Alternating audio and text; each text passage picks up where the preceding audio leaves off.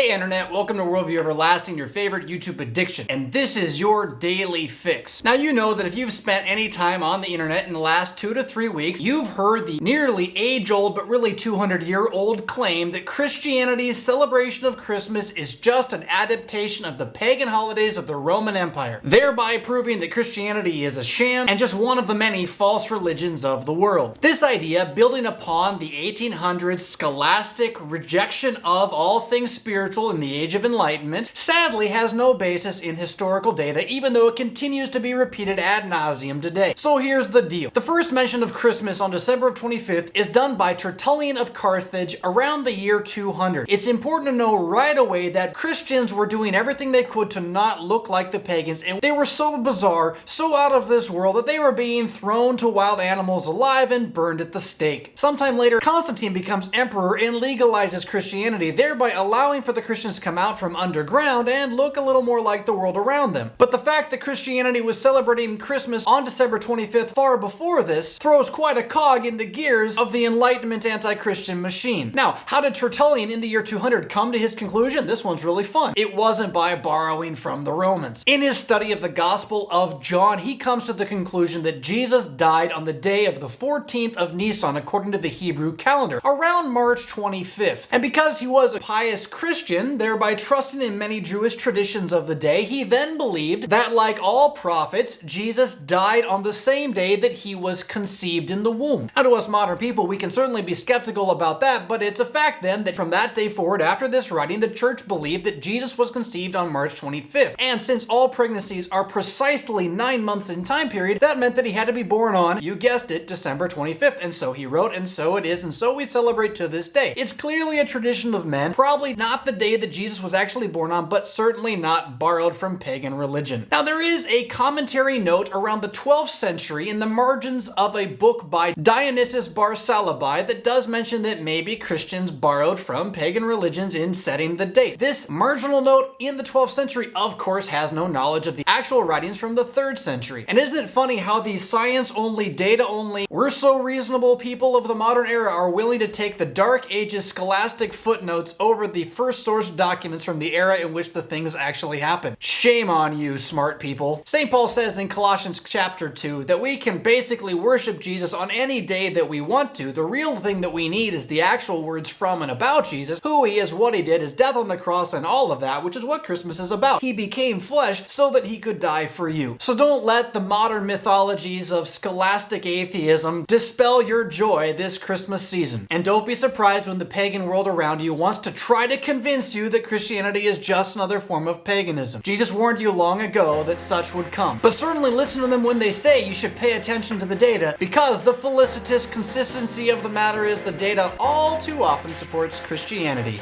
and its truly miraculous claims. Merry Christmas. Rock on.